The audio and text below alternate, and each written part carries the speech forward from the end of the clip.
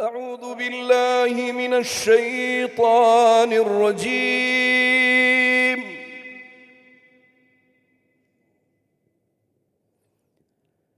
بسم الله الرحمن الرحيم.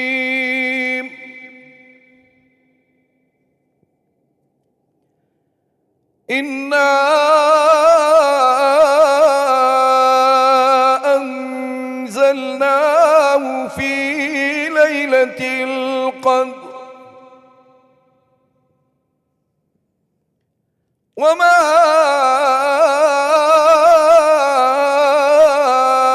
أدراك ما ليلة القدر. ليلة القدر خير من 1000 شهر. تنزل الملائكة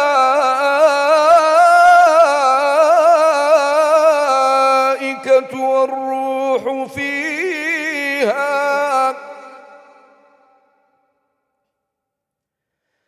تنزل الملائكة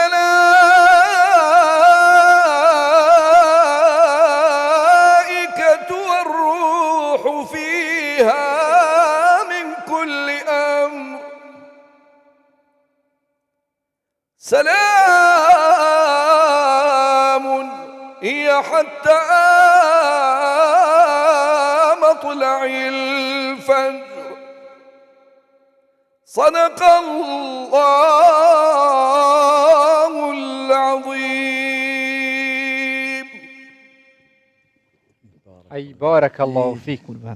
وی ایشالله خودش ترازی بد. ایشالله بر بخیر و برکتت وی شوا پیروز و مبارک بکوین. آمین انشاءالله. ایشالله یک شوان شوا بد که دل مت خواست. من اجل ثواب ليلة القدر. اللهم آمین. اللهم آمین. ما مستدشتی؟ جم. توش هر بو دست بکرد زوانه باشترین دست بک و جانترین دست بک. ما مستبیلالی دست بکرد توش دست بک پشتین گمده. برنامه دست بکین. یا الله. أعوذ بالله من الشيطان الرجيم.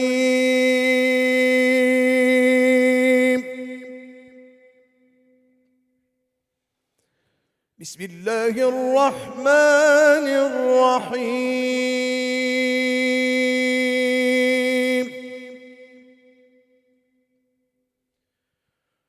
حميم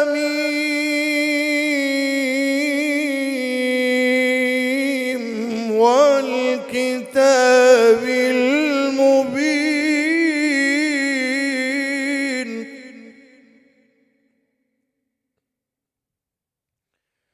إنا أنزلناه في ليلة مباركة. إنا كنا منذرين.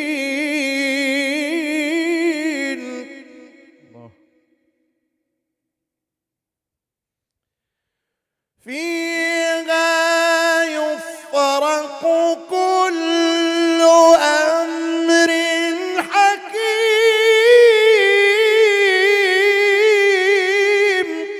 الله الله. أمرا من عندنا إنا كنا مرسلين.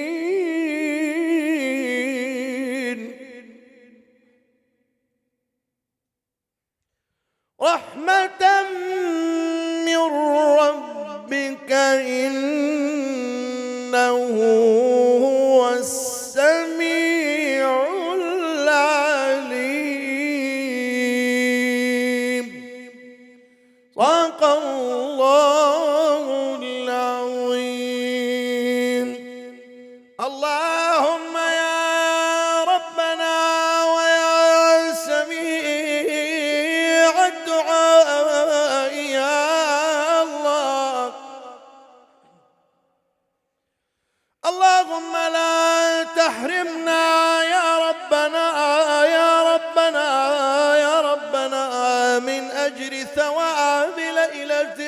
القدر. اللهم آمين. اللهم يا ربنا احفظ بلادنا وسائر بلاد المسلمين من كل آفات وسوء ومكروه يا الله. الله آمين. اللهم انصر إخواننا المستضعفين في مشارق الأرض ومغاربها، يا من ترى مكاننا وتسمع كلامنا ولا تخيب رجاءنا يا كريم يا الله. اللهم إنك عفو كريم تحب العفو فاعف عنا. آمين. اللهم إنك عفو كريم تحب العفو فاعف عنا. آمين. اللهم إنك عفو تحب العفو فاعف عنا يا كريم. صلى الله على سيدنا محمد وعلى آله وصحبه أجمعين. بارك الله فيك. اللهم صل على سيدنا بارك الله محمد. فيك. إن شاء الله خدش ترازي بك. بارك الله فيك. صدشتيجان. ما مصطفى بلال جان. السلام عليكم ورحمة الله وبركاته. السلام عليكم ورحمة الله وبركاته. وعليكم السلام ورحمة الله. بود دنگ تایبتا إن شاء الله أف شبد بيروز مباركا إن شاء شبد الله. ليلة القدر إن شاء الله. بەڵام ئەوەش ناشارینەوە دڵیشمان خەمگینە بەرەبەرە ئەو مانگە پیرۆزە ماڵئاویمان لێ دەکات وەداعەک بدەنگێ تێ تایبەت ئەو جا با دەست پێ بکەین یا الله.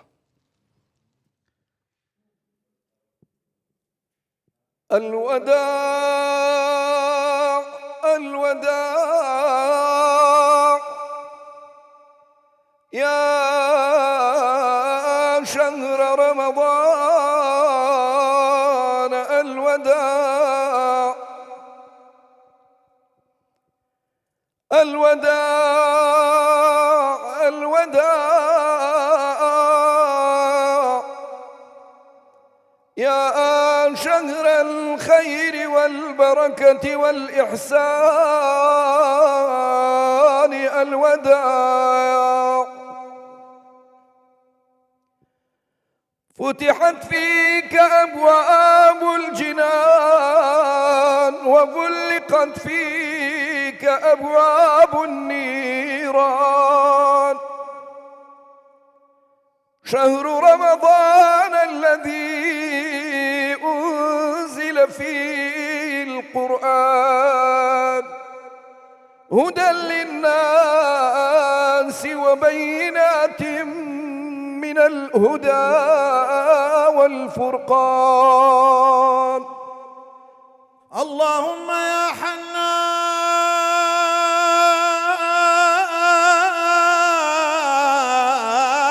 يا منان يا ديان يا برهان يا ذا الجود والفضل والكرم والإحسان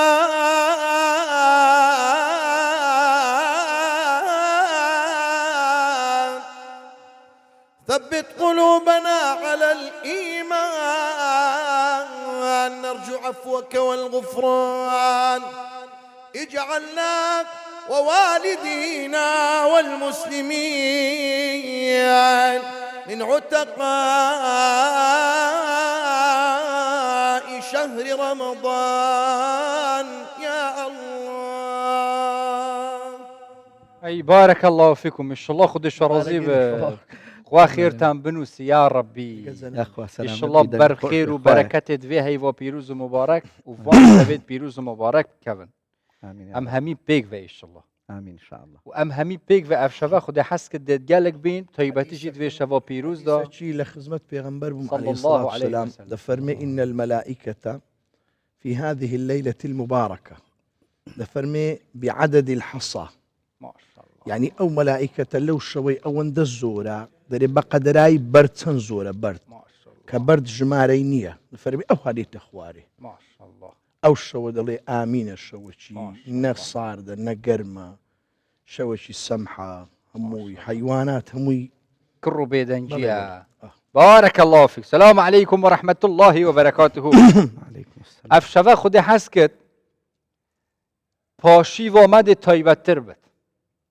پاشیوەمە تایبەتترە چونکی مەجلسۆمە ئیشڵایە گەرم و گورترە حاضر بوونە مامۆستای عەزیز و خۆشتوی مامۆستا بیلال کەیوانی هەم دەنگ خۆش هەم سرود بێژ هەم هونەرمەند ماشەڵڵا لە بواری ئەدەبیات ماشەڵڵا ئەو هەموو خزمەتیان کردووە خوا خێریان سپاس بۆ خوا فەزلی خوای گەورەی من ناڵێم میوانن هەر عیبیشە بەخۆی بەرنامەی هەبووە الحەمدولیلا کە ئەم ساڵ لەگەڵمان بووە لە کوردستان 24 بەرنمەیەکی زۆر تایبەتیان هەبووە ڕازی دڵان ڕازی دڵان هەر شەوەی ڕازێکمان لەگەڵ بینەرانی خۆشەویستا ئیفشا کرد بەڕاستی جا هەر وەکوەوەی کە جەنابەت فەرمووت میوان نیم شاعیرێک هەیە فەرمێ من میوانی ناوەختە نیم لە دەرگا دەمجێم بدەنێ من دێم و خۆم خاوەن ماڵم کەس ناتوانێ هەڵم کردێ ماشەڵڵا ئەی بارەکەڵڵا جا قوربان الله هەز دەکەم مامۆستا بیلال ئەو شەو هەموو وەڵامدانەوەکانمان بە شعر وەڵام دەداتەوە لە خزمەتتانە شعر و ئەدەبیات مامۆسا بەڕاستی بە قەناعەتی بەندە پێم وایە خۆراکی ڕۆحە یعنی بۆچی تەواوی عاریفەکانی ئێمە مامۆسایان و زانایانی ئاینی لە ڕابردووە لەگەڵ عیلمە شەرعیەکانە هاوتای عیلمە شەرعیەکانیش ئەدەبیاتیان خوێندووە یعنی هیچ مامۆستایەک نەبووە لە کاتی خۆیان لە پەنایی بۆ کۆڵی جەمع الجەوامع گوڵستان و بوستانی نەخوێن دەبێت تا دکتۆر ئەو تەفسیرەی نامی جنابی مامۆستا مەلا عەبدولکەریم کە ناوی نامی لەبەرەوەی شعری زۆرتیایە تەفسیرەکەم هەیتم 6 بەرگە زۆرترین شعری تایە خودی حەز کرد شعرێت تایبەت ئەف شەبە دەنگێ مامۆستا بیلالیژی گولێ بین قورئان خواندن ئەو یا سەرەکیە بۆ خودی حەز کرد گەل مامۆستا دەشتیژی ئەف شەبە خودی حەز کرد دێک گەرم و گورتر خێر و بەرەکەتر لێکن جا ئەمە بەشێک لەو تایبەتمەندیە کە ئەم شەو هەمانە بەشە گەورەکەشی کە ئیشەڵڵا ئەم شەویش شەوی لەیلەتول قەدر بێ زۆر باز دەکرێت مامۆستا کە تەکید لەوە کراوە ڕەنگە زیاتر لە شەوانی 27 ئیمامی ئیبن عەباس دەمەوێت بۆ دڕۆنکەم ئیمام ئیبن عەباس حبر الئومەیە کە زۆر زیرەک بووە وتیان قوربان لەبەر چییە 27 فەرمووی خوای تەعالی دەفەرمێ خەلق سەبع سەماوات 7 ئاسمان هەیە و هەروەها فەرموویتی 7 تەوافەیە و هەموو شتەکان 7 ڕۆژەیە 7 ڕۆژە دەفەرمێ ئەوەشم وا حساب کردووە کە 27 تەئکید هەوە حتى وشكانش إنا أنزلناه في ليلة القدر وما أدراك ما ليلة القدر ليلة القدر حتى دقاتو ليلة القدر همو حساب كرا بيشتو حفت حرف ما شاء الله إن شاء الله أم إدي بار خير وبركات ذي الشباب كيفين إن شاء الله يا ربي باش تشي ديكاش كا إن شاء الله أمشو دبينين ديمانو زوانكاني الشارع زياوازكاني كردستان شار وشكان همو مزقوتكان ما شاء الله پڕن لە نوێش خوێنان قورئان خوێنان ئەوانەی کە زیکری خوا دەکەن ئەوانەی لە دەرەوەی مزگەوتیشن ماشڵان لێبی هەمووش خەریکی زیکری خوان ئەمە یەکێک لەو دیمەنانەی کە دەیبینین مزگەوتی فیردەوسە لە هەولێری پایتەخت ماشەڵڵا هەموو موسڵمانان ئەم شەو خەریکی زیکر و عیبادەتن هەممی یەکچوینە کڕنوش یەکچوینە سژدێ ڕکوعیت بن بۆ خودای مەزن دەخوازە عەفو و غفرانێت کن خدای تاک و تەنها خدای هەی و هەردەم هەی تنێ خۆ بۆ خودێت جەمینن ئەف مسلمانێت هەنێک و دیمەنێن وانە ساجان دیاردکن اش هەولێری ئەمبەر ئەف دیمەنە دیڤە بچین مامۆستا بیلال دیمەنەکان ماشڵڵا ئەوەندە جوانن دەبێ بە شعر باسی ئەم دیمەنانە بکەین خۆ من بە قسەکردن دەرەقەتی ئەم دیمەنانە نایە قوربان جامی شعرێکی زۆر جوانی هەیە من وەرم گەڕاوەتە سەر زمانی کوردی طبعا زۆر جوان ئەفەرمێ نوێژی من هەمووی ئومێدە تەواو نابێ لە مزگەوت الله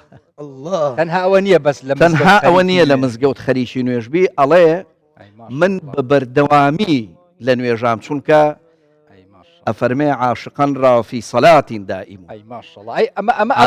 شوێنێکم ئەمە ژەر هەولێرە ماشەڵڵا لەم دیمەنە تایبەتانە مام قوربان سوپاس بۆ خوا ئێمە ئەم دیمەنانە ئەبینین و کۆمەڵە دیمەنی تر ئینسان بەڕاستی زۆر پێی دڵخۆشە سوپاس بخوا کوردەواری ئێمە حتا ئەم لەحزەیەش توانیوێتی بەڕاستی یعنی کۆمەڵێک شت هەیە هەتا ئەم لەحزەیەش وابەستەیە پێوەی لەیلا نایاوە یەکێک لەوانە کاکجمان من لە ڕێگەی سلێمانی کە هاتم بۆ ئێرە لە کاتی بەربانگە لە چەندین شوێن گەنجم بینیەوە بە خورما و بە ئاوەوە پێشوازی لە خەڵکەکەن بۆ ئەوەی کە ئەگەر لە سیارایە حتمما سەفەری هەیە بۆ شوێنێک ئەڕوا با ڕۆژۆکەی بشکێن ئەمە لە هیچ شوێنێک نییە بەڕ ئەمە ئاوەدانە ئەمە سوپاس بۆ خوامانە ئەجا من گەورەترین مەشهەدتان بەبیر بێنەوە کە پێغەمبەر صلی الله عليه وسلم آخر کۆتایی بوو لە ژیان دەفەرمێ کە پێی نەکرا بێتە مزگەوت دەڵێ کە پەردەکەی ئەوها تەمەشای کردگوتی ئەلحەمدولله ناو مزگەوتەکەم مسلمانان نوێژ دەکەن ئەوە یعنی گوتی دڵم بەوەی خۆشە جەنابتان کە باستان کردیانی ئەمە تەمەشای دەکە ئەو مواقیفانە ئەمەی تو باسرد کردو ئەم دیمەنەی پێغەمبەر صلی الله عليه وسلم باسی کردووە ئەو کات ڕەنگە ژمارەیەکی زۆر کەم بن سەحابەکان بەس ماشەڵڵا ئێستا دیمەنی مەککە ببینە بۆ ئەمە حەڕەمی مەکەیە لەلایەکەوە دیارە لەلایەکی ترشەوە ئەو مزگەوتەکانی کوردستانن ماشەڵڵا ئەوەی ئێستا دەبیندرێ لە مەککە و بە تایبەت ئەم ساڵ دوای ئەوەی بەرفراوانکردنی حەڕەمی مەککە قۆناغا باشەکانی تەواو کرد ئەم ساڵ باز دەکرێت زیاتر ڕێگەی وشکانیش ئەویش تەسیرێکی باشی هەبووە خەڵک زیاتر ینی بەرەف مەکە هەیە بچم تایبەت بوو ئەداکردنەوە عمرێ تایبەتیژی عمرەیەکە تایبەت ڕەمەزانەوە پیرۆزەوەکی پێغەمبەری صلی الله عليه وسلم في رمضان تعديل حجة معي أي بارك الله فيك بجد تيتا قوتن أما تبيجي زيادتري 2.5 مليون مسلمانة ما شاء الله سر آستا جهاني همي برف كيف همو رنگ برف مكة ها بيروز جیاواز ما مساق سر وكري ك 3 مليون زياتري شي تبر رنگا بتايبت أوي كبيني من لشوي 23 يتر لكاتي مسلمان كان لحرمي مكة بون طواف أو أن دخل شي ليبو بربو يتر وستين را بأوي سلامت بن هيج عريشك برزقريك رونا دا الحمد لله حتى أنا كاجي الحمد لله هيج مشكلة كوصل شنا بيك وخلك الويري بريندار بتيجي مشكلة كموصن شيء بتخلك جان خوش ده برقرار ملخية إن شاء الله هميد باراستي بن بجا تسحكاوي دي ماني أبي پیغمبری صلی الله علیه و سلم و کی ما مستد داشتی ماجا پیکری پرده ودای و سحکریه مزگفته و سپاسیا خدای کری الحمدلله بجا پا اینو کسکنه اینو سکنه و اف مسلمانه بمليونا سال بو سال ادي اما وهيفانه وبيرا وسطان اما او صلواتك زور قوري دمي بنران لو شوي يعني زور بكار بين جزا الله عنا محمدا ما هو اهله الله او زور قوري جزا الله عنا سيدنا محمدا ما هو اهله اي بارك الله او صلوات زور قوري جزا الله عنا سيدنا محمدا ما هو اهله قربان جنابي ما وصباسي صلواتي كر قوري صلوات شيخ عبد القادر الجيلاني الرحمة إخوائي لبي قدس الله سره أفرمي إتر آية لخوي أبويان لبي داريا من أويان نازانم بلام أفرمي لخو ما بخزمتي بيغمى صلى الله عليه وسلم جيشتم أفرمي بيوتموتي عبد القادر شتيكت بي بلم هتا إسابك سمنوتو يا الله الله الله الله يا الله علي مني جوتم قربان ئەو پەڕی بۆ من خەجاڵەتیە لە خزمەتی جەناب تا شتێک بە من بڵێ کە تا ئێستا بە مسلمانانە نەوتووە اللهم صل على باسی نەکردو زۆر گرنگی زۆر ئەفەرمێن لە شەوی میعراجە جا بزانە شەو هەموو شەوەکان شەوی قەدر و شەوی بەرات و شەوی میعراج و هەموو ئەمانە چەند پیرۆزن ئەفەرمێ لە شەوی میعراجە لە مەقامی قاب قەوسەینا کە بە خزمەتی حەق تەعالا گەیشتم يا الله فرمي خواي جورا بيوتم أنت لمن يا رسول الله يا الله صلى الله عليه وسلم الله لا ما هر باسي شكي مسؤول كبجان تاعي خواي جورا بيت بلي تو هي شيت يا الله عليه بيغمى صلى الله عليه وسلم عليه با طواوي حالتك وكبوم دروز بو وتم أنا لك يا الله صلى الله عليه من شاني أو من هي توم هي كم شاني أوم أوي وربقرم أو أفرميت دو جاري تر تأكيدي لي كرد مواني سريسي همجار سرم داخست الله جاري شوارم برسياري كتري لي كردم بيوتم يا محمد أنا لمن أي من بوشم صلى الله على محمد الله لخزمتي هذا سو نظر وسامو هي جوابكم بينبو نمتواني جواب بموا ئەڵێ دوو جاری تر تەکیدی لێ کردمەوانێ وتم یا رب العالمین خۆت ئەزانی تۆ هیچی ئەڵێ خوای گەورە فەرمووی أنا لمن صلى عليك يا رسول الله اللهم صل هي أو كسم بو أو كسم كصلوات لديداري تو اللهم صل على سيدنا محمد طب القلوب ودوائها وعافية الأبدان وشفائها ونور الأبصار وضيائها وقوت الأرواح وغذائها وعلى آله وصحبه وسلم تسليما كثيرا. اللهم صل على محمد. مام صلى توش بو دنگە تایبەتە بە شێوازێکی تر سەڵاوات لێبە بۆ ئەوەی مسلمانان هەموو ئەم شەو خەریکی زیکر و سەڵاوات و قورئان خوێندن و دوعا بن. أي حبيبي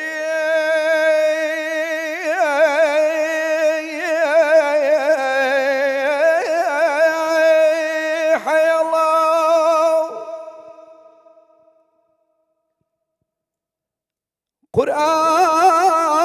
قرآن بوتو كلام الله سيدي عالم رسولا صلوات بعض زمان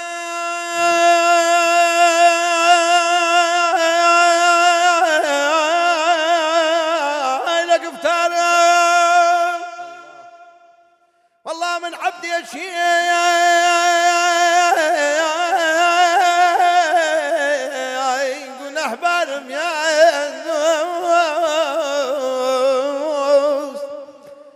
پروردگاری جهانیان بو رحمتو انتظار سید لو صلوا.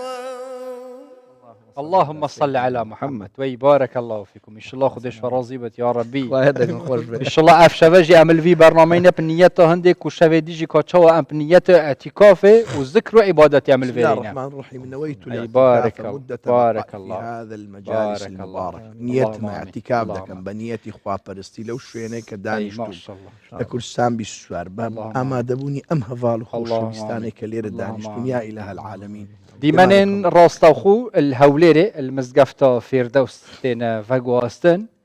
و ئەف شەڤە تایبەتتر و جوانتر و باشتر و پڕێک و پێکتر وەکە هەمی شەوێ دەربازبووی لێ هێشتا باشتر ئێدی مسلمان مژی لێ عیبادەتن و زکرینە شەوێت لەیلەت القەدر ساختکن زیندووکردنەوەی ئەم شەوە پیرۆزانە لەلایەن مسلمانان جێی فەخر و شانازیە بە تایبەت کە دیمەنەکان بەڕاستەوخو دەیانبینین لە هەموو شوێنێک لەم کوردستانە لە هەولێرێ بتایبەتیژی دیمەنان ڤەگوێزین گەلدەنگێ قورئان خواندن و سنەت و شەف نوێژە ئەو مەجالیسانەی کە دەیبینی دیمەنێن ڕاستەوخوونە ئەمن بینین دەما ڤەتگەرنەڤە بتایبەتیژی سەر قورئان خواندنی خودی حەز کردم دێ گوهداری بکەین دیسۆژی ماشەڵڵا ئەم شەو زیاتر چ جۆرە عیباداتێک دەکرێ مامۆستا دەشتی قوربان زیاتر پێغەمبەر صلی الله عليه وسلم تشریفی لە ماڵ بوو حەزرەتی عایشە هاتە خزمەتی فەرمی ئەگەر زانیم شەوانی قەدرە چ دوعایەک بکەم فەرمی قولی یا عایشە إن اللهم إنك عفو تحب العفو فاعف عني چکە ئەو زۆر گەورەیە يعني خدایە تو بە خۆت لێبوردەی و لێبوردەشت پێخۆشە لێم ببوورە ئەو زۆر گرنگە ئینسان لەو شەوەیدا بەکارهێنان ذکر و تەسبیح. من زۆر بەلامەوە گرنگە باسی ئەو عفو لێبوردنە بکەین باشە بۆ پێغەمبەر صلی الله عليه وسلم ئەو تایبەتیدا بۆچی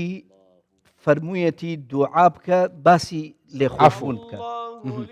بۆچی دوعایەکی تری پێنەوت آخر خوای گەورە خوا چەندێک خوای چاکەکارانە دوو ئەو نەخوای خراپەکارانە بێت خراپەکۆژی دەخۆ ئێمە ئەبێ لەوە تێ بگەین بەڕاستی بەو بە قسەیەکمان بە شتێکمان وانەکەین دۆستەکان لە خوا وەکوڵێ دوور خەینەوە وەکو مەولانا فەرمێ ما بەرایە وەسڵکردن ئامەدیم نەبەرایە فەسڵکردن ئامەدیم ئەفەرمێ ئێمە بۆ ئەوە هاتوین کە دۆستەکانی خوا زیاکەین نەک دۆستەکانی خواکەم کەینەوە جا لەسەر ئەمە جەنابی حەزرەتی ئیمامی ئەحمەد ڕەحمەتی خوای لێبێ ئەڵێ بە هەموو تەمەنم لە قسەیەک کە کردومە لە ژیانما پەشیمان نەبوو ئەڵێ تەوافمە کرد بە دەوری ماڵی بەیتا کابرایەکم بینی ئەوە وەکوڵێ قوفڵی دەرگای کەعبەی گرتبوو هاواری ئەکرد و ئەگریا و ئەپاڕایە و ئەلاڵایە ئەڵێ ئەوەندە فرمێسکی ڕشت بوو ڕیشی تەڕوو ئەڵێ منی چوومە پێشەوانێ لی سەیرەکەم کرد سەیرەکەم ئەمە دزێکی زۆر مەشهورە یا الله یەکێکە لە قوتاعی طەریق دیارە و مەشهورە و زۆر مەشهورە ئەڵێ منیش پێم و دوتم فڵانی تۆ یا واز لە دزێتەکەی سەر ڕێگاو بێنە یا ئەم لاڵانەوە و پاڕانەوە چییە لە بەردەم خوایە ئەڵێ ئەویش هەر بە چاوی گریانەوە ئاوا سێریشی کردم وتی ئای ئیمام بەخوا لە بینی خۆما ئەم پەنجەرەیەم هێشتۆتەوە ئەویشم لێ دامەخ جا بۆیە بەڕاستی ئەبێ ئێمە لەم شەوە پیرۆزەیە زۆرترین کارێک کە ئەمانەوێ بیکەین دڵخۆشکردنی دڵەکانە بزانە ئەو خەڵکە بە چ عیشقێکەوە بەرامبەر بەخواوە ئاخر قوربان خۆش لەیلەتول قەدریان ئەم نوێژە کە ئێمە ئەیکەین بە تایبەتی لەم شەوا کە خەریکی زیکر و عیبادەتین تەنها خستنەوە سەر وەکوڵێ ئەرزی ناوچەوان و جەستە نییە تەنها شەمانەوەمان نییە بەڵکو هەموو وجودی خۆت کە پڕە لە لودبەرزی و ئەنانیەت و خۆپەرستی و ڕق و کینە و هەموو ئەمانە ئەبێ بخەیتە سەر عەرز بەڵام بە عەشقی خواوە بەرزیکەیتەوە وەکو چۆن جەنابی مەولانا فەرمێ ئامەدە ئەم کی سەر نەهەم عشقی توراوە بسەر بەرەم بەرتو بگووی هەمچوونەی نەیشکەنەم شکەر بەرەم ئەفەرمێ من بۆیە هاتوومەتە خزمەتی تۆ یا ئەم سەرم لێ بکەمەوە لە ڕێگەی عەشقەکەی تۆ یان کە بەرزم کردەوە بە عەشقی تۆ بەرزیکەمەوە پڕ بێ لە عەشقی تۆ الله بارك الله فيك ئەمە گەل ڤۆن ئاخفنێت پڕ بووها و خواندنا قورئانا پیرۆز و گوتنا بتایبەتیژی سروداژی خودە حەز کرد دیسە ئەم گوهداریە قورئان خوێنا بکەین ناوا مزگەفتێت هەولێرە پایتەخت و هەرێما کوردستانێ جەماعەت دیمەنێکمان بدەنێ قورئان خوێندنی تێدابی بۆ ئەوەی گوهداری بکەین و ئەمژی گەل تایبەتیژی نوێژ خوێنەوە ئەمژی بخۆ دعا بکەین مەتگەل خودێ بژین تایبەتیژی بۆ دەبێت پیرۆز ولا إله إلا الله والله أكبر سبحان الله والحمد لله ولا إله إلا الله والله أكبر سبحان الله والحمد لله ولا إله إلا الله والله أكبر سبحان الله والحمد لله ولا إله إلا الله والله أكبر سبحان الله والحمد لله ولا إله إلا الله والله أكبر سبحان الله والحمد لله ولا إله إلا الله والله أكبر سبحان الله والحمد لله ولا إله إلا الله والله أكبر سبحان الله والحمد لله ولا إله إلا الله والله أكبر الله أكبر سبحان الله والحمد لله ولا إله إلا الله والله أكبر سبحان الله والحمد لله ولا إله إلا الله والله أكبر سبحان الله والحمد لله ولا إله إلا الله والله أكبر سبحان الله والحمد لله ولا إله إلا الله والله أكبر سبحان الله والحمد لله ولا إله إلا الله والله أكبر سبحان الله والحمد لله ولا إله إلا الله والله أكبر سبحان الله والحمد لله ولا إله إلا الله والله أكبر سبحان الله والحمد لله ولا إله إلا الله والله أكبر سبحان الله والحمد لله ولا إله إلا الله والله أكبر سبحان الله والحمد لله ولا يوم يقوم الحساب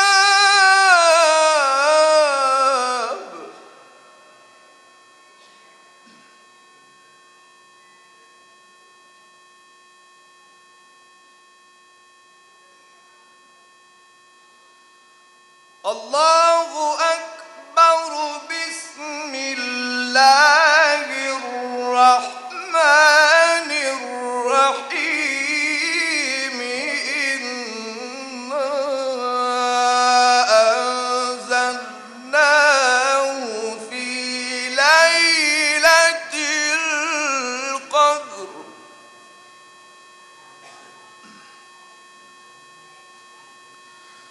وما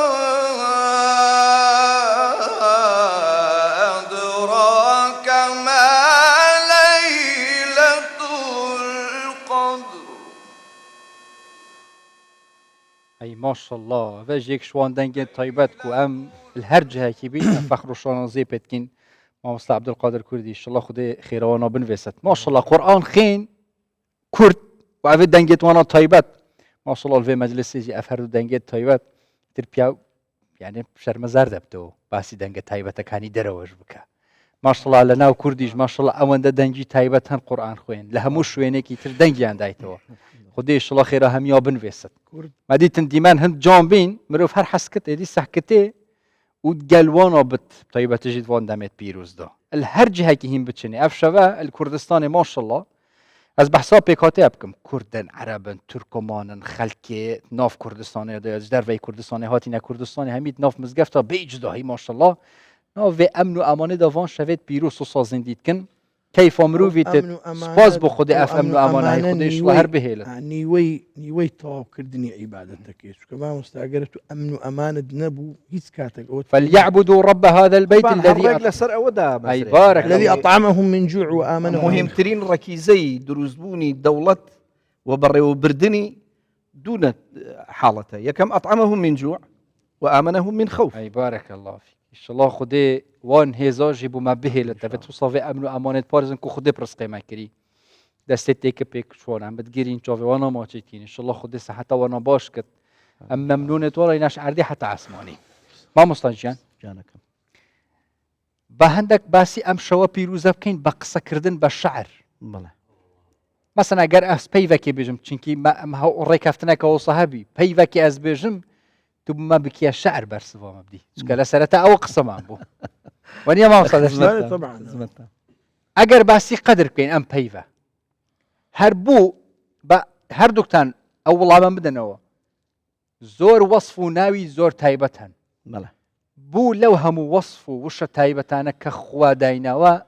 أم شوان ناولني راوا قدر بله وأجر بكردي بي دبي تشي بلين بله يك شغلة عارفة كان بإجازة ما مصا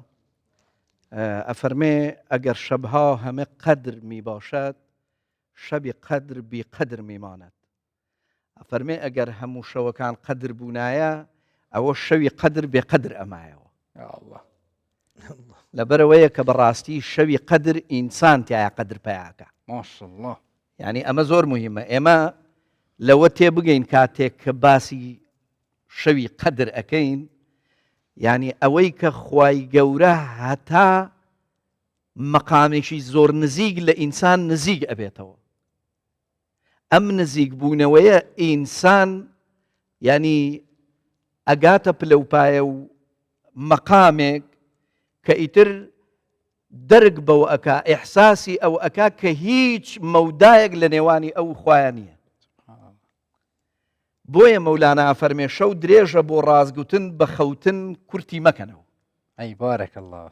خوي بو خوي سري كي زور عجيبي تياي محوي شوانا فرمي هند صاحب سر معراج وشوي قدر وبرات خاصة جاتي أونو ممتازة بم أسرارانا شو أي بارك الله شو هالقريكو ملق نهينية حتى أويك زنابت كبشعر باسكرة من طبعا بآيات أي بارك الله الله تبارك وتعالى دفرمي ويتازخين مانوا للسورة الدخان دفرمي إنا لبوسيا لبو تأكيد لاشتكي كزور جرينجا إنا أنزلناه في ليلة مباركة في لبو وقت كاتا في ليلة مباركة يعني خدايك بي سبحانه وتعالى كبفرمي أو شواء برا لبيتو بركة خير والرحمة شكو المكان بالمكين استتبود سيبيت مثلا لكعبي فيروز يق نيجما مستاب بسط 1000 نيجا وتسيا اقرنا هر شوينك هر عرض برد وهر شتشي طبيعية داندراوا والله كتو نيجا شي داكي اللي وسط 1000 كدا سيا مدينة منورة 1000 نيجا خديت بيروس كريم ليرة دا أخوي تبارك تعالى له إسراء والشبي إسراء كرب بيغمبر صلى الله عليه وسلم بالشوبو بالله بالتأكيد جاء أو الزور قرين كمان مستبا أو الطاو كم دفرمين نازلنا في ليلة مباركة كأو الشو شي زور أويا فيها إنا كنا منذرين أما أقدار عندكين ولو شتانك تاوانا قلناها لقرآن لبوان فيها يفرق لو شوي دا عملوا تأكيد شمكد وجماعة مستبا اسمع كد لەو شودا يفرق كل أمر حكيم هموش تكان للرزق لهمو أوشتاني كتو ما بست لو شويدا خواي تبارك وتعالى هموي لابد يقلا دكاتو تكون شوشي قوريه والليل إذا يغشى همانش خواي تبارك وتعالى سويندي بشو خواردوا بلى جا يك سر هي لويك خواي قوري لقرآن بوشي ليل كباسي ليلة القدر أكاب مؤنث هنا يتيبوه مذكرنا هنا بوشي خواي قوري نيفرموا ليل القدر بوشي أفرمي ليلة القدر مثلا آية هي مثلا والليل إذا يغشى مثلا جناي ما مصاب عسيفة قم الليل إلا قليلا قم الليل إلا قليلا بوشي أمانة مثلا بمذكرهاته أم يعني بمؤنثاته أما خوي براستي كاتك خواي جورا لقرآن باسي ليل أكا بشويك باسي أكا إتر إنسان لو شوا برو تشي أروا برو سكونته برو آرامي أروا برو إسراحة أروا وكل وجعلنا الليل لباسا وجعلنا النهار معاشا والليل لتسكنوا فيها بلام كاتك يتسرباسي قدر أفرمي ليلة القدر حتى باسي أسرى أفرمي سبحان الذي أسرى بعبده ليلا نافرمي ليلة أفرمي ليلا أوي كمان وقالت دراسي أم بابتم كردبه خواي قورا كاتك بالليل مخاطبي حالة كان أكا يعني أويك أم إنسانا للشواء أبي بروا برو سكونته آرامي بلام كاتك باسي ليلة أكا أم إنسانا برو بيداريش راستقينا أروا برو أو أروا كإتر حركته جمجوليش عشقي ومعنوي ومعرفي لنا وناخي أم إنسانا دروس تبيه بويا أو نتيجة كيتي كأيبينين أو خلق بمعنى كلمة بطواوي بيدار بوتوهمي لحضور إخوايا بآقاه لا إله إلا الله ليلة بويا خواي قورا لطواوي قرآن كاتك باس لم مفهوم شمكا فرمي رقبو أويك إتر أم إنسانا لم شوا خويكو كاتو تنهبو الله زاتريش دكتور ليلة لوش زاتر بكاردي اللي يعني لا خوش بيستيش كدري واهن لليلى واهن بلا أزلي شعر اشتري واهن لليلى واهن باسي خوش ويستكي خوي دكا أو زب خوي زنابت كباسي دكا عينا وهي يعني الشوي خوش ويستي شوي بالتأكيد يعني خو تسليم كردن بالتأكيد وهي ما شاء الله أم بردوام دي منات فاد كويزي وهفكارين ما جيب طيبة تجي أو جهن لي خدي حسكت يعني هم رابورت أبان ذكرين هم جي خدي حسكت دي الراسطة وخو بحسابون دي منان كانوا عمدابونا مسلمانان يعني زاروك جنج بير الهرجة هيكي هاي طيبة تجي يكون وبين المزقفتة الدهوكا رنجين المزقفتة شهيدة دي من الراسطة خوتين وقواستن ما مستين آيني الدلوية كيكو ذكر وعبادات وهر وصا قرآن خواندن هيا قطار جيتين خواندن قطار تينا پیشکش کرن بحثا مزنيا و شوا پیروز تتکرن ام جهنده گهداری بکن نبيجة بكين دعاء بكين صدقات بكين يا رب تدلك مظن بخيط نفسي هذا يا رب هر زيجينا كما هر جواميرا كما هر كسك تاخير تكرمت بكين يا ربي أو كان فقير وجارة قتيتا وبدلك مظن دست فقير وجارة يا رب دستي قل له يشكى يا ربي مالي وبركاته بخير يا رب أبي ونكري أبي عبادته كذلك عبادتك راقية يا رب كسرت بخلقنا في الأرض فما أغنى عنهم ما كانوا يكسبون فلما جاءتهم رسلهم بالبينات فرحوا بما عندهم من العلم وحاق بهم ما كانوا به يستهزئون فلما رأوا بأسنا قالوا آمنا بالله وحده وكفرنا بما كنا به مشركين فلم يك ينفعهم إيمانهم لما رأوا بأسنا سنة سنة الله التي قد خلت في عباده وخسر هنالك الكافرون. الله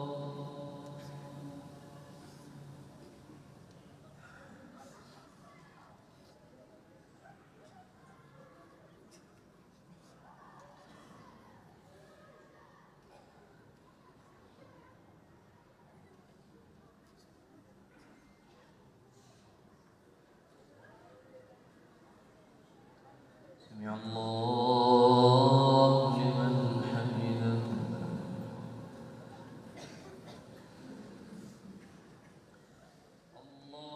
دیمەنێن ڕاستەوخۆ ئەلدهۆکێ ئەڕانیە هەولێرێ سلێمانیە ئیدی هەر جهەکی تێنەڤە گواستن دلێ مرۆڤی خۆش بێت ماشەڵڵا وەختێ دیمەنێن هۆسات بینێت مرۆڤ هەممی گاڤام ژیلی جەنجاڵی ژیان و قەڕەباڵغی و بازرگانیە بەڵام کە دەبینی ماشەڵڵا هەمویان پێکەوە لە یەک کات هەمووشیان لە مزگەوتەکان لە ماڵی خوا کۆ دەبنەوە تەنها بۆ ذکر و عیبادەتی تر ئینسان دڵی خۆش دەبی سەکینەت دادەبەزی هەمویان پێکەوە ماشەڵڵا بەبێ کێشە بەبێ هیچ دڵ ناڕەحەتیەک بەبێ هیچ بغزەک هەمویان لە یەک ڕێز کۆ دەبنەوە ماشەڵڵا هەمویان پێکەوە ذکر دەکەن. هەر یەکێک لە جوانیەکانی ئەم بابەتە ئەوەیە کە بۆچی کەوتۆتە شەو باشە خۆ لای خوا شەو ڕۆژ هیچ فەرقی نییە لەیل و نەهار هی تۆیە بێ لەیل و بێ نەهاری حاجی قادر چەند جوانە فەرمێ لەیل و نەهار هی تۆیە بێ لەیل و بێ نەهاری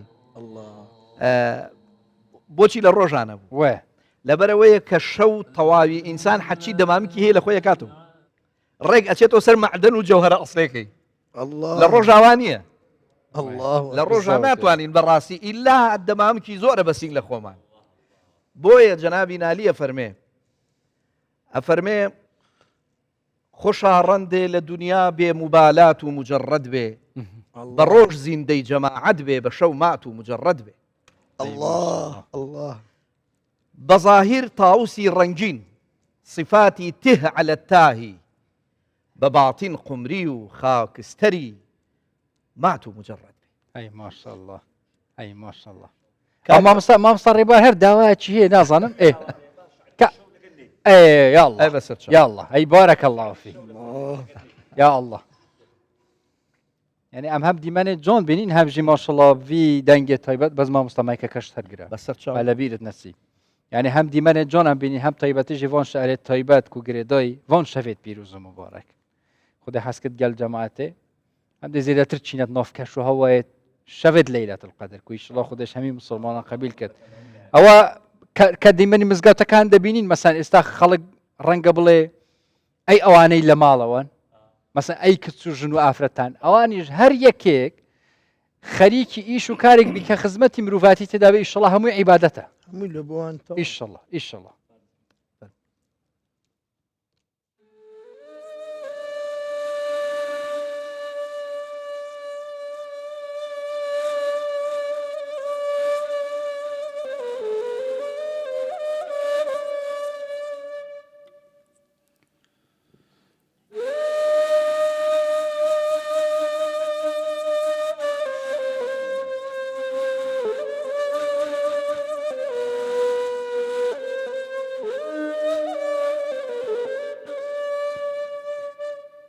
شەو کەسێ پرسی لە خۆ دەرخستنی پەروانە شەو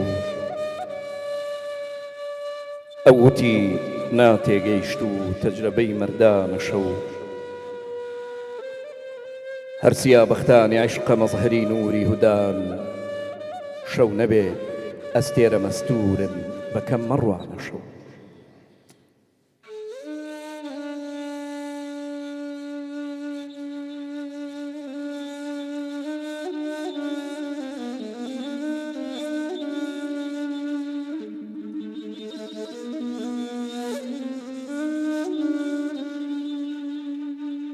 ئەمسیار ڕۆزی منە پۆشیوی عیبی کەسان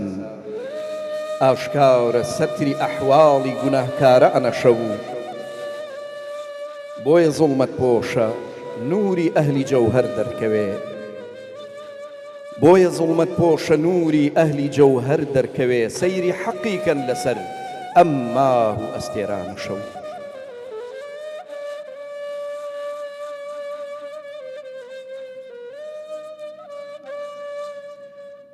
نەبووە نابینی لە شەو مەحرەمترێ تا ڕۆژی حەشر نەبووە نابینی لە شەو مەحرەمترێ تا ڕۆژی حەشر پەردە پۆشە هەمدەمە هەم دەردی عوشاقانە شەو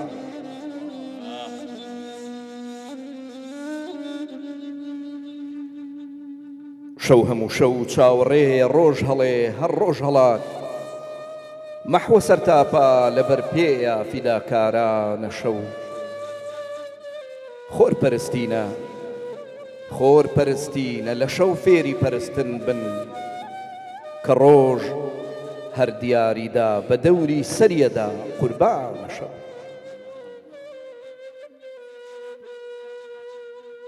فرقەتی ڕۆژە دەرونی کردە داغێکی سیا فرقەتی ڕۆژە دەرونی کردە داغێکی سیا وەک منی سەودا زەدە ئاتەش زەدەی هیجرانە شەو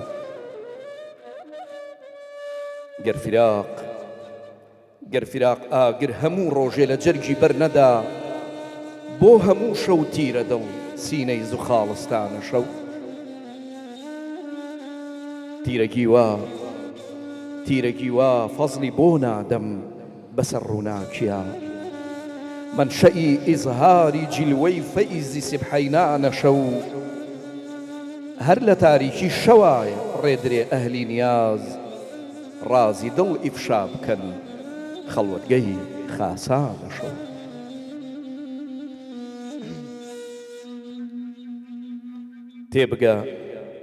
تێبگە بۆچی بەجانن تالیبی شەو عاشقان نیوە شەو بوو وعدەگاهی حەزرەتی جانانە شەو هێندە صاحب سڕە معراج و شەوی قەدر و بەرات هێندە صاحب سڕە معراج و شەوی قەدر و بەرات خاسە جاتی ئەون و ممتازە بەم ئەسرارانە شەو هەر کەسێ طالب بە دوڕی معریفەت کۆکردنە پڕ لە دوڕ دەریایەکی بێمەهلەکەی خنکانە شەو وەک خزر ئاوی حەیاتی فەیزی حەق ئافێتیە ئەم خودا پێداوە مەحوی تا سەحەر ناڵانە شەو ئەی بارەکە الله فیک وەئینشەڵڵا خودش تەڕەزی کردایە بە مەقامی هەر زۆر خۆش دەرەچوو لە هەمویان زیاتر کە چووە ناو کەشوهەواکەی مامۆستا ڕێبوار بووە ئەی ماشەڵڵا ئەی بارەکە ئەی بارەکە ئەی بارەکە الله فیک ئیشەڵڵا دەوێژی ئەم مامۆستا دەشت والله کەیفی ویە بەڵام والله ئەگەر شتێکی هادی تایبەت بە دەنگە تایبەتەکە جێمان لێ بووبی لەو شەوە تایبەت و هادیئە لەوە باشتر و خۆشتر ئەی بارەکە الله فیک داوە دواییش ئەگەر وەک وەڵێ شەرحێکی کورتی چەند بەیتێکی ئەم شعری شەوەی مەحوی بکەین ئینشاء الله زۆر تایبەت ئینشاء الله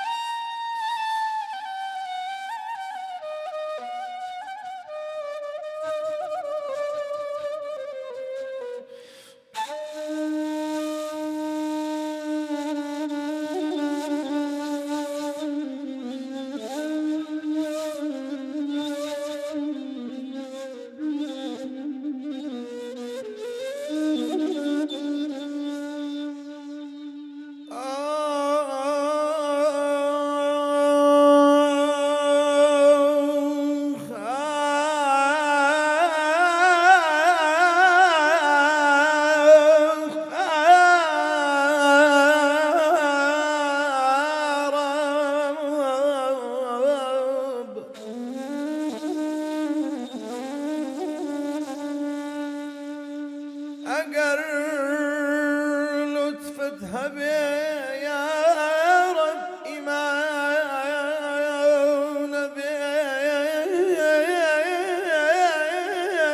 ببرجين ما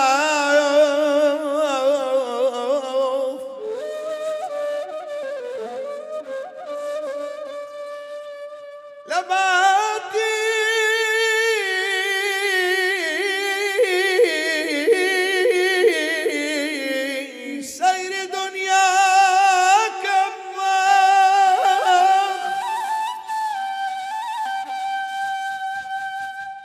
لباتي سير دنياك بساوي دلتو أبينم يا رب يا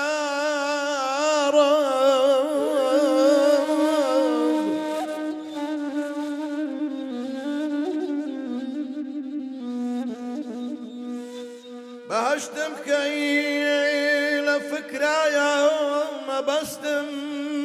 بندجيتو يا إلهي إلهي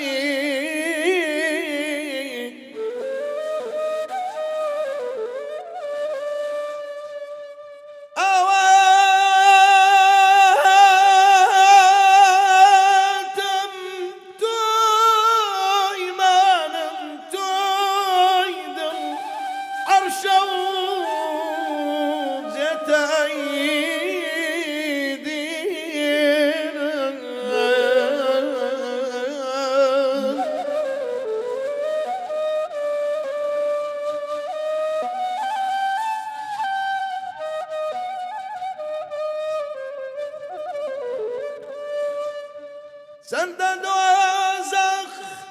سند دوزخ بلا سيبي باكمني لا شالاوي لا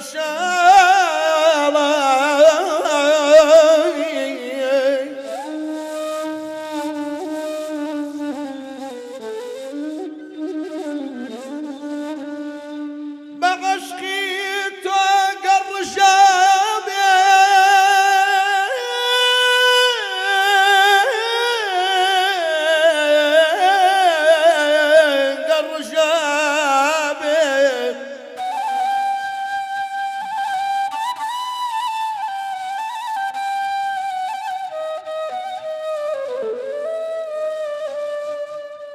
بعشقي توقر شابي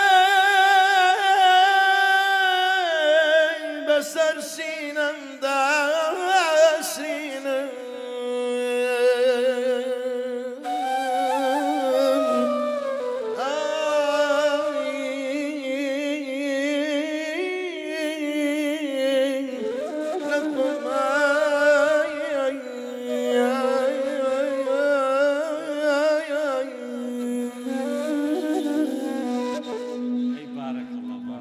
بارك الله فيك وإن شاء الله خذي خيراتها بنفست يا رب يا فدان قهر بمينت خذي شرانه وهر الشعر كيشي زور أي بارك الله فيك أما تقل ما مستعفو لقل ديما نكان هاو كارشمان أعزر فاروق لهولير لقل ما دبي زور باش بابزانين أو كشو هواي إما بوي نبيني مان با أو بقصة كردن بزان ياري بلا بما بحس كد كاتشوا آماده كارياتي نكرن و أفشوا ما شاء الله وصام مزقفت تجي مسلمانان آزر أفدمت باش افشوت پیروز التا پیروز من خود خیراجی بن وست این افشوجی بطیبتی جو وصا حتی وید رنگی شفین خدمت دادن اب خوشی ان الله خیره لباب بزانم کشو هوات ناف مزگفت دای چاویا مسلمان طیبتی جی نوشخین قرآن خین اوید چون تنیج بوی ذکر و عبادت چا بحثوان شوید پیروز کن و عمل هولی تور بگرین کلام که آزر بەڵێ ژوان ئەم کاتتان باش ئەم شەوی لێلەت و قەدرە و 26 شەوی 26 ڕەمەزانیش ینی هاوڵاتیان ینی ئەم شەو زیاتر سەردانی مزگەوتەکان دەکەن و نوێژ دەکەن و نزا و پاڕانەوە وها قورآانیش دەخوێن و زیاتر نوێژی سەڵات و تەزبیحیش دەکەن کە چەندین چۆن دەڵێ دوعای تێدایە بۆ لێخۆشبوون و بە تایبەتی ئەم شەو کە شەوی لێلەت و قەدریش ینی مزگەوتەکان زۆر قەرەباڵغ ئێستا ئێمە لە مزگەوتی نۆشەیدین یای لە نزیکی کاتژمێردەوە هاوڵاتیان بە بەردەوامی سەردانی مزگەوتەکانیان کردو و تاوەکو بەرەبەیانیش مزگەوتەکانە بە قەرباڵقی دەمێنەوە من دەمێ بۆرگرتنی زانەی زیاتر بچمە لای شێخ عابد نەقشبەندی پێشنوێژ و تارخوێنی مزگەوتی نۆشەیت یا شێخم کاتت باش پێم بڵێ مزگەوتەکان قەرەباڵقە لەم شەوەدا هۆکارچی بە تایبەتی لە 27 ڕەمەزاندا هاوڵاتیان زیاتر سەردانی مزگەوتەکان دەکەنەوە شەوی لە بسم الله الرحمن الرحيم والصلاة والسلام على رسول الله وعلى آله ومن والاه بخيراتني كلامتكتانا كاين كيوش بجداريتان كلم شو بيروزا گەورەی مانگی ڕەمەزان لە گەورەی شەوی قەدرە شەوی قەدر لە گەورەی نازڵبوونی قورئانایە لەم شەوە لە غەزاکانە حەزرەتی جبریل عەلەیهی السەلام لەگەڵ مەلایکەکان بەشداریان کردووە لە شەڕە بەڵام کەم من فئة قەلیلة غەلەبەت فئة كثيرة بإذن الله بەڵام لەم شەوە ئیزنیان لە رب العالمین وەرگرتووە بین لەگەڵ ئومەتی پێغەمبەرە صلی الله عليه وسلم ئەم شەوە ئاوەدان بکەنەوە کە خێری هەزار مانگی هەیە الحمد لله لە ئەنحای عالمی ئیسلامی بەتایبەت لە کوردستانە شەوی 27 هەموو شەوەکان اهتمامی پێ ئەدرێت من قام ليلة القدر إيمانا واحتسابا غفر له ما تقدم من ذنبه أو دڵخۆشیەکە کە پێغەمبەری خوا صلی الله عليه وسلم فەرمێ ئەوەی شەوی قەدر ئاوادام بکاتەوە خۆی گەورە لە گوناها پێشینەکانی خۆش ئەبێ ئینشاء الله پێغەمبەری ئێمەش پێغەمبەری ڕەحمەتە وما أرسلناك إلا رحمة للعالمين همو پێغەمبەران ئەچنە شوێنی خۆیان بەس خۆی ناچێ ئەفەرمێ ئومەتی ئومەتی وەک شاعر ئەڵێ داوا بکە ئارەزوو با بۆ بکەم جێبەجێ فەرمووی عەفوی ئومەتم مەطلوبە خۆت عالمی باسی قەومە پێشوەکانیان نەکرد کە هەزار مانگ جیهادیان کردووە لە ڕێی خوایە ئەویش دەستی بەرز کردەوە فەرمی پەروەردگارە ئومەتی من تەمەنیان کەمە کرداریان کەمە ئەو شەوە بگێڕی بۆ ئەمن ئەنجا سوورەی قەدر هاتە خوارەوە کە فەرمێ ئینا ئەنزەلناه فی لەیلة القەدر زۆر پرسیارەکرێ بۆ خوای گەورە بە جەمع وتوێتی بۆ تەعزیمە فەرمێ ئێمە قورئانمان ناردوتە خوارەوە لە شەوێکی قەدر پێدراو کە ئەم شەوە پیرۆزەیە وما أدراك ما ليلة القدر أي محمد كيف توي فكر ليلة القدر تيا ليلة القدر خير من 1000 شهر يعني أما أمشن ساعاتها خيري هزار من عبادته انجا ملائكة كان دا أبزن بقيادة حضرة جبريل تابر بيان آشتيو بلين رفاهية بلاو أكنوا بناو خلقها موفق بي سپاس حاجەکەینەوانی کە لە ماڵەوەن هەوڵ بدەن سەلات تەسبیح بکەن ئەو دوعای دایکە عایشە بخوێنن کە ئەفەرمێ اللهم إنك عفو كريم تحب العفو فاعف عنا يا كريم کاتەکانتان بە فیڕۆ مەدەن چۆن لە سەدەقە و چاکەکانتانە $100 $7,000 ڕائکێشە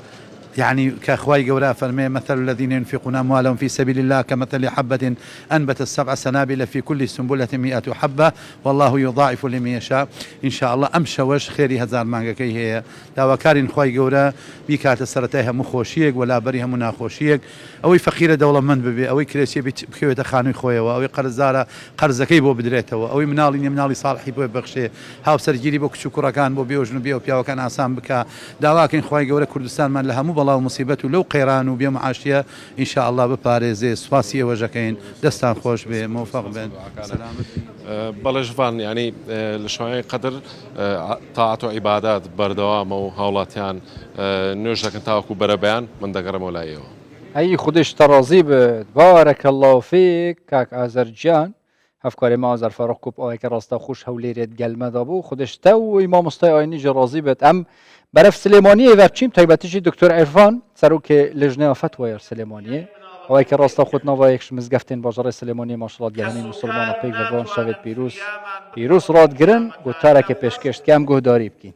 لسر شیوی مروفی که قرآن اگا بخاونکی که لدنیا داخل دویتی چکاتی حين ينشق عنه قبره في غمرة فرمي صلى الله عليه وسلم لو كاتيك قور شق أبيه همو كسيق لقور ركي خوية تدروا يكمين كسك لقور دي تدروا في غمري قوية صلى الله عليه وسلم بدوايا أمتكي كلقور أم إنسان دي تدروا كالرجل الشاخب في غمرة صلى الله عليه وسلم أفرمي لسر شێوەی پیاوێکی ڕەنگوەڕاوە دێتە بەردەمی ئەم ئینسانە چۆن کەسێکی لاک ئەبێ نەخۆش ئەبێ لە سەفەر ئەبێ کە ئەگەڕێتەوە ڕەنگی گۆڕاوە ئەم پیاوە کە ئەگا بە ئینسانێک کە لە دنیادا قورئانی خوێندوتەوە لە خزمەتی قورئانە بۆ پیاوێکە ڕەنگی زەرد بووە و ڕەنگی گۆڕاوە فەیەقول له هەل تعریفونی بەو پیاوە ئەڵێ کە لە دنیادا لە خزمەتی قورئانە بۆ پێڵێ نامناسیتەوە أيش الله فيقول ما أعرفك الله والله نام ناس موا توكي فيقول أنا صاحبك القرآن الله من هاوركيتهم أو قرآنا كالدنيا دا أتخوين موا وكاربي أكردم چنه گرنگان إنسان لنا راحتي قيامتها القرآن شون في الآية كبير من أو قرآن كالدنيا دا تو من أخوين دوا وكارد بمن أكل أبي إيما برواما بقرآن هبي وكو دستوري بشري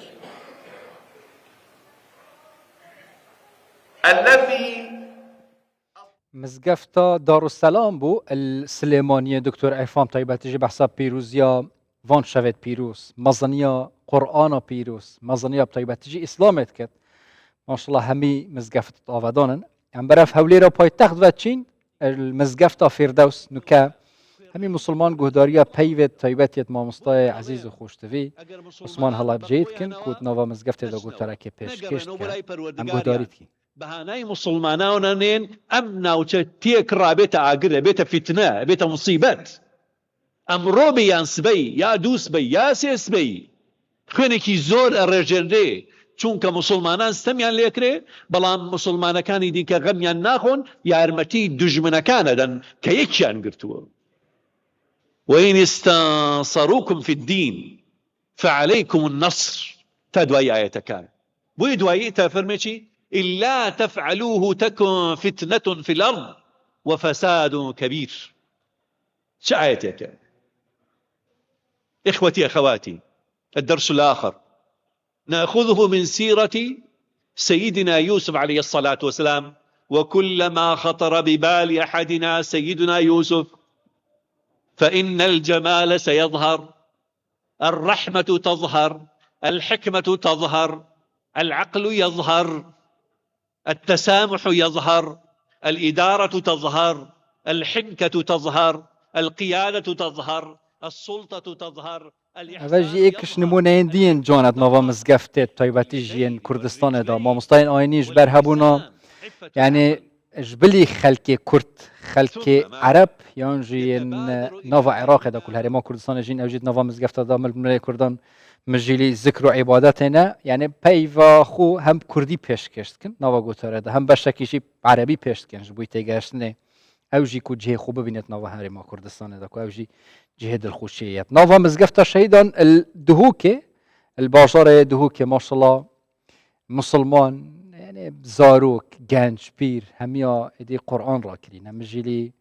ذكر خدينا قرآن تخينا همي بيدنجي فان شويت بيروس خصا بيدنجي بيروس راد جرن نظا بشكل زيادة اش مزقفتان دا جبويكو مسلمان مادين هبن ادي هم شیرینی هم خارن تینه آماده کردن پیشکشی و ناتیده کردن که حتی درنگی شف که رنگ بشک زیده شونه حتی پاجی فخوشی یعنی پان تشتین ساده نوا مزگفت دادن آماده کردن او پاجی فخوشی لویره بکن ماشاءالله وقتی مروف کسین هو صاد بیند یعنی سر رهت خود نوا ویره کا پیروز دا سپیکری نه ایشالله خوده تمنی وانا درش کد صحت وانا خوش کد ریکا وانا برف بحشتی ایشالله خوش و تجی گل کد ماشاءالله همی دیمنه جانن هدي مرو فيرانا جهات از بحثا ويدي ما نبكم أفهم برينو كبحث جيكري وهما أم دنگ ورنگ أم ببینین كو بطيباتي از بحثا آلية رانيا يبكم از باورد كم أفكار ما آراس أمين شواد گل هنده گنج آخفتيات ناوا وان شفيد پیروز ده او کاره که گلک پیروز کن خارنو و خارنه بوان مسلمان حاضر کن آمادت کن اوید ناوا مزگفتا دا هشتا زی يعني پشتی مغرب و پشتی تراویح بطيباتي جي پشتی نویج عیشا اوت نوا مزگفتا دا اعتکافت کن خود هیلن خود دیری مالا خود کن دیری بازرگانی تجارت خود کن تجارت مازن او گل خدای مازن کن و او دست بعبادتت کن او گنجی ماشاءالله و چندین سال ها صبره که او کارت پیروز انجام دن خارنو و خارنه بوان مسلمان حاضر کن ام ببینین که او بو چوی کارت کن و چند سال او خدمتت کن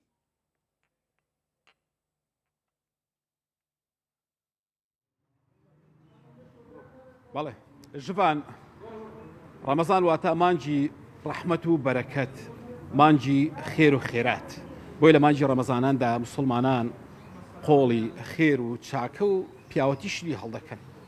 بشيك يا بلين زورق لا مزقوتكاني رانيا لە شەوانی مانجی ڕەمەزان بۆ بەربانک واتە بۆ کردەوەی فتار داوەت و چۆن بڵێ خوانی زۆر فراوان ساز دەکەن بۆ ئەوەی ئەو کەسانی کە دێنە مزگەوت هەر لەوێش بتوانن نان بخۆن خەڵکی میوان خەڵکی کاسبکار خەڵکی ڕێبوار و خەڵکی هەژار و هەر کەسێک کە بیەوێت لە مزگەوتەکان نان بخوات خوانی زۆر فراوان ئامادە دەکرێت ئەم شەو کە 27 مانجی ڕەمەزان و شەوی لەیلەتڵ قەدرە دەکرێت بڵێم شەوێکی تایبەتترە کە مسلمانان تا بەریبەیان لە مزگەوت دەمێننەوە لە ڕانیە نزیکەی 20 بۆ 25 گەنجی خۆبەخش ئەم شەو دەکرێت بڵێم چالاکێکی زۆر جیاوازتریان هەیە 10,000 لەفە بۆ ئەو مسلمانانە بۆ هاوڵاتیانی کە لە مزگەوتەکان دەمێنەوە تا بەرەبەیان خەریکی نوێژ و دوعا و پارانەوەن بۆ ئەوی بتوانن هەر لەوێش نان بخۆن 10,000 لەفە لێرە لەو شوێنی کەمنی لێم ئامادە دەکرێت و دەپێشرێتەوە بەسەر مزگەوتەکاندا دابەش دەکرێت من لەگەڵ سەرپەرشتاری پرۆژەکە داستانی ساڵح چەلای و قسە دەکەم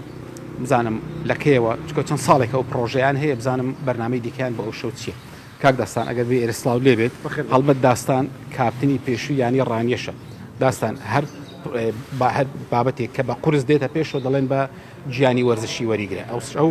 گیانی وەرزشی و کاری خێر و خێراتان تێکەڵ کردووە دەتانەوێت چی بکەن ئەو لەفانە بۆ چەند لەفەیە چێ دابینی کردووە و دەتانەوێت چی لێ بکەن سەرەتا بەخێر بن بەنای خوا گەورە میهرەبان ئیشەڵڵا خوای گەورە ڕۆژ و نوێژ و تاعات و عیبادەتی هەموو لای قبوڵ بکە ئەلحەمدولیلlah ئێمە ماوەی 4 ساڵە خەریکی ئەو پرۆژەین بە هاوکاری وەستا هۆکار وەستایەکی بەناوبانگە لە ڕانی ئەلحەمدولیلlah هەموو ساڵێک بۆ چەند مزگەوتێکی ڕانیە ئامادەمان کردو بەڵام ئەو ساڵ جیاواز لە ساڵانی پێشوو ویستمان پرۆژەکە گەورەکەین ساڵانی پێشوو هەموو شەوێک دەڕۆشین 500 لەفە 600 لەفە بۆ مزگەوتەکە بەڵام ئەو ساڵ عددێکی یەکجاریمان ڕاگەاند بۆ شەوی 27 کە شەوێکی یەکجار خێرە لەناو شەوی لەیلەتڵ قەدردا ئەلحەمدولیلlah توانیمانە بە هاوکاری 25 بۆ 30 گەنجی خۆبەخشی ئەو شارە و بە هاوکاری خێرخوازان پرەپارەیەکی باش کۆکەینەوە بتوانین ئەو 10,000 لەفەیە دابین بکەین لێرەوە دەمەوێت سوپاسی دەستگای خێرخوازی حاجی ئیدریس سوچی بکەم کە سەیەکی خێرەکە ئەوان دابینیان کردووە ئیشەڵڵا مالیان هەر ئاوادان بێ و بەرەکەت بکوێتە ئیشکاریانەوە ئیشەڵڵا وعدمان داوە بۆ ساڵی داهاتوو پرۆژەکە گەورەتر بکەین ئەگەر بتوانین و لە تواناماندا هەبێ ئیشەڵڵا بۆ هەر دەشەوەکەی لەیلەتڵ قەدر لە 20 مانگەوە تا 30 مانگ هەر شەوێک کە خەڵک دانیشێت ئێمە ئیشەڵڵا بڕێکی یەکجار زۆر لەفە ئامادە دەکەین بۆ نوێژخوێنان و ئەوانەی کە لە عیبادەت و تاعاتی خوای گەورە لە مزگەوتەکان دەمێن بۆ چەند مزگەوتی دەبێت ئەگەر بۆمان بکرێ ئەو شۆ بتوانین ئێمە دوو گەنجین ئەو پرۆژەیەمە ڕاگەیاندووە ئەوەی کە هاتووە لە ڕێگای برادەرایەتیەوە بە ڕێگای خێرخوازیەوە هاتووە ئێمە تیم نین ئەگەر تیمێک بین چکە ئێمە لە سەعات 11 خەریکین بە 4 نەفەر 10,000 لەفە بۆ 4 نەفەر زۆر قورسە تقریبا لە سەعات 6 ئێوارەوە بۆ 7 ئێوارەوە بووین بە 20 نەفەر 25 نەفەر ئەگەر ئەوانم لەگەڵ بەیە دەمانتوانی لە ئێستاوە دابەشکاری بکەین بۆ هەموو مزگەوتەکانی ڕانیە بەڵام ئینشەڵڵا ئەو شۆ بۆ 90 بۆ 95 مزگەوتەکانی ڕانیە بەبێت جیاوازی دابەشی دەکەین چاوتان خۆش بێ خی گەورە لە خێری دەرنەکە ئیشەڵڵا سپاس کاکە داستان زۆر سپاس بۆتەوە ژوان خی گەورە لە دوایین ئاەتی سوورەتی قەدر دەڵێت سەلامون هي حتا مەطلع فەجری بۆیە زۆربەی مسلمانان ئەوانەی کە ئەم شەو بۆ شەوی لەیلەتڵ قەدر دادەنیشن تا بەری بەیان دادەنیشن ڕەنگەوانە فریانەکەون کە بچنەوە لە ماڵ پارشیو بکەن بۆیە ئەو گەنجانەکە لێرن 10,000 لەفە دەیبن بەسەر بەشی زۆری مزگەوتەکانی ڕانیە بۆ کەسانی کە تا بەری بەیان دەمێنەوە و ناتوانن پارشێ لە ماڵی خۆیان بکەن دابەشی دەکەن بۆی بتوانن هەر لە مزگەوت پارشێ بکەن و نانی خۆیان بخۆن ئێستا ئامادەکاری تەواو کرا بۆی بتوانن لە دوای کاتژمێردووەوە ئەو لەفانە ببرێ بۆ مزگەوتەکان و بەسەر مسلمانانە دابش بکرێت وإيشالله خودش ترازی به تفکر ما راسمین با اینکه راستاخو نه راستاخو وش دویم درکت برین و کبیه و بوم بحث کرد بیا و بابته خودش ترازی بد خود خیروان گنجاجی بن وست اوت وان کاری تو سایت پیروز وان خیر و صدقات کن ماشاءالله آماده کردن طیبتیجی خارنکی بو هزارا کساب طیبتیجی وان شب پیروز دا بس خودی زاند که چند خیره کامازنه ایتر هر یکیک به شوازک هر یکیک به ریگایک هول دادم شو پیروزانه زیندوب کاتوا بجورك لخير كردن يعني دعاء كردن يعني قرآن خويندن يعني دانشتن لماله تنها ذكري خوادك يعني هريك بشوازك إيش الله خدش همي مسلمانە هەر کەسێکی قبیل کرد هەر کوردێکی تایبەتیژ هەر جهێکی في دنیای هەین و هەمی بسلمانە ئینشڵا خودش هەمیان قبیل کرد ئەوێت تایبەتیژت ماڵێت خودا ونو کەمەژیت بینن ئینشڵا بۆ هەژی خێر بێت وەختێ هین دەست دوعاکردنێت کن بۆ مەژی دوعا بکەن جارجا وانە ئینشڵا خودش هەمیان قبیل کرد اللهم آمین ئەم بچینە دیمەنێن ڕاستە خوێن هەند مزگەفتێن ناڤا کوردستانێدا گەلواناژی ئەگەر دیمەنە ڕاستە خوێن حرەما مەکە هێژی بدنەمە هێشتا دیمەندێ جانتر و تایبەتتر بن ماشڵڵا هەمی مزگەفت ئاوەدانن یعنی هەمی مسلمانژی ئەف شەڤە زێدەترین کارێک و تێتەکردن یعنی یان قورئان خواندنە ماشڵڵا یان جی ذکرکردنە هەرێک القوڵاچ کەکێل جهەکی بتنێ ڕنیشتیە خوار و دوعا بخۆتکن دەستێت خۆ بلندکن یان جی گۆداریە مامۆستایان ئاینیت کن کوردفان شەوێ پیرۆزدا ئەب گوتارێن تایبەتی ژێن پیرۆز ئەو ئامۆژگاریە مسلمانان کن کە چاوا ژین و ژیارە خۆ دەرباز بکن چاوا خۆ دیر بخن اش گونەه و حرامی چاوا خۆ نزیکی حلال و خێر و خێراتە بکن دیمەنێن تایبەت ماشڵڵا الحرەما مەکە هەیە پیرۆز تێنەڤە گواستن تر پڕە مامۆستا بیلال ئەگەر شعرێک هەبت بۆ ما وەصفەوان دیمەنا بکی ئەم دێ مەمنون بیم دەنگێت هەیە تایبەت یا الله قوربان هەرچی لە بەرامبەر ئەو دیمەنە جوانە زمان بەڕاستی و کۆڵێ لاڵە لە ئاستیا بەڵام من پێم خۆشە دوو شعری یەکیان مەولانە خالید یەکیان مەولانە جەلالەدینی ڕۆمی لەسەر ئەم دوو بابەتە لە خزمەتانە بخوێنمەوە کە جەنابی مەولانە خالید زۆر جوان ئەفەرمێ شنۆی نەشئەی نیشانەی شەئنەوە بۆ من لە کۆسار دێ لەگەڵ بای بربەیانە بۆم دەرکەو کە بۆی یار دێ هەموو ئێشی دڵی ڕێشم ئەوە بەو خاکەسا ڕێژمەوە خودایە ئەم دەوایە چۆن لە بۆی میشکی تاتار دێ بە مانگی یەکشەوەی جژنی ویساڵی دۆز دەشوبهێنم لە ڕێما ناو بەناو شوێنی سمێکی پەیکی ڕەهوار دێ لە جێیەکی نەدیوی وا کە نازانم چ شوێنێکە دەمادەم بۆنی خۆشی دڵکەشی دووکانی عەتار دێ لە ئەیوانی قەدیمی جوبرەئیل داماوە نازانێ دەنا بۆ شەقی سەدری سافی ئەو لای خواوە سەد جار دێ ئەفەرمێ ئەوەندەڕی دووری کەعبە تەی مەکە حاجی بێهودە ئەوەندەڕی دووری کەعبە تەی مەکە حاجی بێهودە کە بەیتوڵڵاه ئەوە خۆی بۆ تەوافی قەلبی دڵدار دێ ئیتر ئینسان ئەگاتە جێگەیەک ئەگاتە مەقامێک حەزرەتی حەق بۆ تەوافی دڵی ئەم دێ وەکو ئەوەی کە ئەم هەموو خەڵکە بە دڵێکی پڕ لە جۆش و خرۆشەوە لە خزمەتی حەق تەعالایە تەوافی ماڵی بەیتەکەن مەولانای ڕۆمیش ئەفەرمێ ئەی مەردومی بە حەج ڕەفتە کوجاییت کوجاییت معشوق هەمینجاست بیایید بیایید معشوقی تۆ هەمسایەیە دیوار بە دیوار است دەربادیە سەرگەشتە شما دەرچە هەبایە ئەڵێ ئەی ئەوەی کە ڕۆشتووی بۆ تەوافی ماڵی بەیت وەرە معشوق ئەوە تا لێرە لە ناو دڵ و دەرونی خۆتایە ئەڵێ معشوقەکەی تۆ هاوسێ و دراوسەی دیوار بە دیواری تۆیە نحن أقرب إليه من حبل الوريد حڕێک دیوار بە دیوار ئینسان ئەگەر دەرک و ئەحساسی ئەوە بکە بۆیە فەرمێ لەو بیابانە بە تاسەی کەعبە گەر هەنگاوەنەی چەند پلارت تێگرێ دڕکی مغەیلان غەم مەخۆ حافظە فەرمێ یوسفی ون دێتەوە کەنعان هەمیسان غەم مەخۆ کوخی ماتەم ڕۆژێ دێ بێتە گوڵستان غەم مەخۆ ئەی دڵی غەمدی دە حاڵت سەعزە بێ دڵمەند نەبی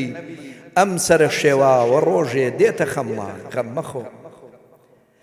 گەربەهارێکی تەمەن ڕێی کەوتەوە تەختی چەمەن چەتری گوڵ سایەی سەرت تەیری نەواخوان غەم مەخۆ لەو بیابانە بە تاسەی کەعبە گەر هەنگاوەنەی چەند پلاورت تێگرێ دڕکی مغەیلان غەم مەخۆ ناڕەحەتی ڕێگا بۆ عاشقانی ڕێیخوا هەرچی بکەن لە پێناویشیا تووشی ببن ناڕەحەتی بێتە ناو ژیان و وجودیانەوە هێشتا هەر بە خەیاڵیانە نایە بۆیە لە ئەخیرا ئەفەرمێ حافظی کونجی هەژاری و خەڵوەتی شەوگاری تار تاک و ویردی تۆ نزایە و دەرسی قورئان غەم مەخۆ خدای خیراتە بنوێستت ماشاءالله بجات گەلڤۆن دیمەنێن تایبەت يعني مكة ها بيروز الحرم مكة هي وجا رنگ جدا جدا زمان جدا جدا همي الجهة كي راوستاينه وعبادات وشاف نويشات كن قهداري اب طيبتجي شاف نويشن افشفين ليلة القدر بكين قرآن خين عبد الرحمن السديسي بطيبتجي كافشفت قلب مسلمان هذا امجي قهداري بكين وبشر المؤمنين يا أيها الذين آمنوا كونوا أنصار الله كما قال عيسى ابن مريم للحواريين من أنصاري إلى الله قال الحواريون نحن أنصار الله فآمنت طائفة من بني إسرائيل وكفرت طائفة فأيدنا الذين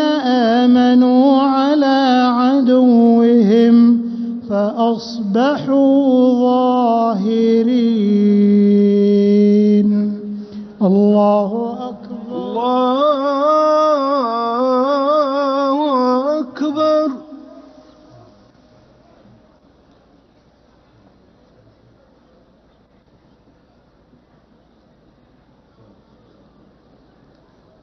سمع الله إن شاء الله خدش همي مسلمان قبيل كت إن شاء الله خير وبركات فون شفت بيروس إدي دابزنا سر همي دلا بچنا ناف همي مالا دا أو مالت طيبتجي مجيلي ذكر خدای تعالى نو خواندنا قرآن بيروزن شتا چيش بلهم ما مستا عاجزيش مبن وقت من تن خولك يچي كم ماوه يعني سبحان الله هر حساب كدز ما فكر دو كوتايات يكسر يعني هند شبكة بيروز وهند برنامج كتايبات بي وجهان زي درباز بي هر مروي ها جنينه الحمد لله يا مهم ان شاء الله امجي شابن بشكش في شوا بيروز زندي كين بريكا برنامج باشيف وخدي ان شاء الله قبيل كد ان شاء الله خدي ان شاء الله خير واجي بنويست امين ان شاء الله بيجوي برنامج رازي دلان بي و بيشكش بكري قصي كوتايت لبو امشو دوای مامستا ملادشتي بسرودێکی تایبەت دەبی کۆتایی پێبێنێت و ئەفشەوە ئەم بەرنامەی بدومای ببینێت خوای گەورە لێمان قبول کە ئێمە لە تەواوی مانگی ڕەمەزانی پیرۆزە بە 30 دانە ئەڵقا لە سلێمانیەوە کە ستۆدیۆیەکی زۆر تایبەت و گونجاو بە کەش و هەوای ڕەمەزان لەلایەن برای بەڕێز و خۆشەویستم کاک پێشەوا و هەموو ئەو برا خۆشەویستانە کاکزانا و هەموو هاوکارەکانی و زۆر بە گەرمی سواسی کاگنامۆ بەرپرسی نووسنگەی سلێمانی و هەموو ئەو خوشک و برا بە ڕێزانەی کە هاوکارمان بوون لەو بەرنمەیە ئەمەوێ ئەو بڵێم کە ئینشاڵڵا ئێمە لە کەناڵی کوردستان 24ەوە بەردەوامە بین دوای ڕەمەزانیش لە خزمەتانە ئەبین بە بەرنمەی چامە کە بەرنمەیەشی ئەدەبی و عیرفانیە ومێ دەخوازم کە ئینشاءڵڵا بتوانین هیوای هەر بەردەوام سپاس دەکەم بارەکە الله فیک سپاس دەکەم الله خودی خێراتە ناوی بەرنامەکە چ بوو چامە چاوەڕێ بن چۆمە پشتی هەیوا ڕەمەزانە پیرۆزگەر مامۆستا بیلال کەیوانی سلام علیکم ورحمة الله وبركاته وش بیر نەکەن دوعا بۆ مەجی بکەن های الله خودش هەمیا قبیل کەن گریام و پارەماوە کات جوابینا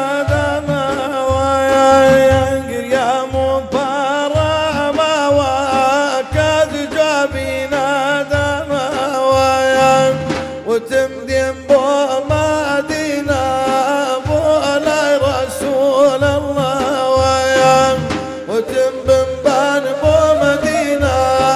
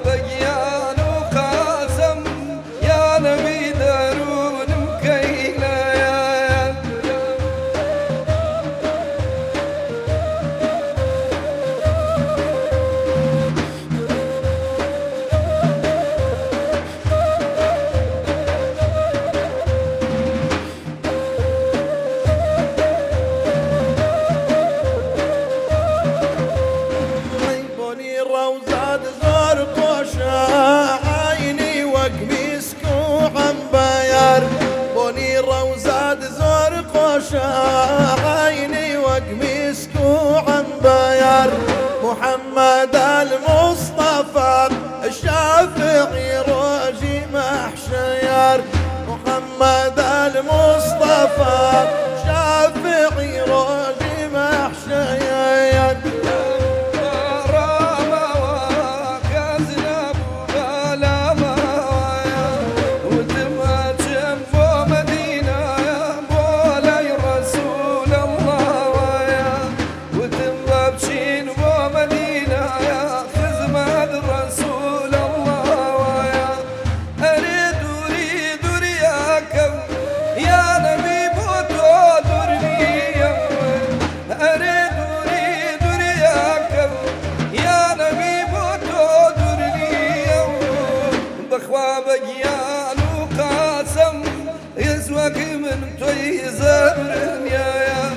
بخوا بقيان وقسم كزوق من توي